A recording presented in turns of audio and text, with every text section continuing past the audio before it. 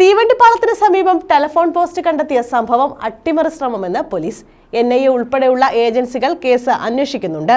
കേസിലെ പ്രതികളുമായി പോലീസ് തെളിവെടുപ്പ് നടത്തി. കുണ്ടറ ആറുമുറിക്കടയ്ക്ക് സമീപമാണ് കൊല്ലം ചെങ്കോട്ട തീവണ്ടിപ്പാളത്തിന് കുറുകെയാണ് ടെലിഫോൺ പോസ്റ്റ് കണ്ടെത്തിയത്.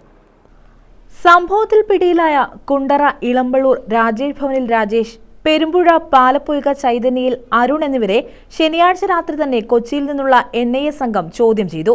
കോടതിയിൽ ഹാജരാക്കിയ പ്രതികളെ റിമാൻഡ് ചെയ്തു. ഞായറാഴ്ച രാവിലെ പ്രതികളെ സ്ഥലത്തെത്തിച്ച് തെളിവെടുപ്പ് നടത്തിയിരുന്നു.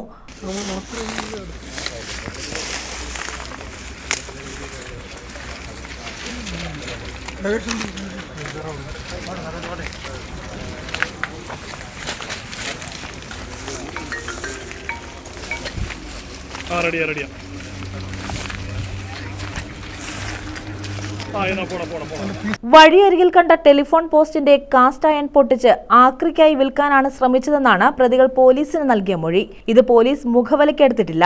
പ്രതികളുടെ ഫോണിലെ 1 വർഷത്തെ കോളിന്റെയും ബാങ്ക് അക്കൗണ്ടിന്റെയും വിവരങ്ങൾ ശേഖരിക്കുമെന്നും അടുത്ത ദിവസം പ്രതികളെ കസ്റ്റഡിയിൽ വാങ്ങി കൂടുതൽ ചോദ്യം ചെയ്യുമെന്നും കുണ്ടറ SHO P രാജേഷ് അറിയിച്ചു. അന്വേഷണ ചുമതല കുണ്ടറ പോലീസിനാണെങ്കിലും മധുര RPF-ഉം വിവിധ കേന്ദ്ര അന്വേഷണ ഏജൻസികളും അന്വേഷണം നടത്തുന്നുണ്ട്. വിരലടയാള വിദഗ്ധരും ഡോഗ് സ്ക്വാഡും സ്ഥലത്തെത്തി പരിശോധന നടത്തി. പ്രതികളുടെ വീടുകളും ഇവർ പരിശോധിച്ചു. സമീപകാലത്തെ പ്രതികളുടെ ബന്ധങ്ങളും സാമൂഹ്യ മാധ്യമ ഇടപെടലും പോലീസ് പരിശോധിക്കുന്നുണ്ട്. സംഭവത്തിൽ മറ്റാർക്കെങ്കിലും പങ്കുണ്ടോ എന്നും അന്വേഷിക്കുന്നുണ്ട്. മുറിഞ്ഞുമാറിയ ടെലിഫോൺ പോസ്റ്റ് പോലീസ് സ്റ്റേഷനിലേക്ക് മാറ്റി. ശനിയാഴ്ച പുലർച്ചെ 1:30-യോടെയാണ് പാളത്തിൽ ആദ്യം പോസ്റ്റ് കണ്ടത്. പോലീസ് എത്തി അത് നീക്കം ചെയ്തിരുന്നു.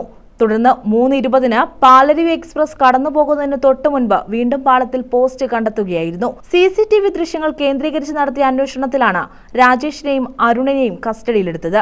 കുണ്ടറ SI അംബരീഷിനെ ആക്രമിച്ചതുൾപ്പെടെയുള്ള ഒട്ടേറെ ക്രിമിനൽ കേസുകളിൽ പ്രതികളാണ് ഇരുവരുമെന്ന് പോലീസ് പറഞ്ഞു. News bureau, Kundara.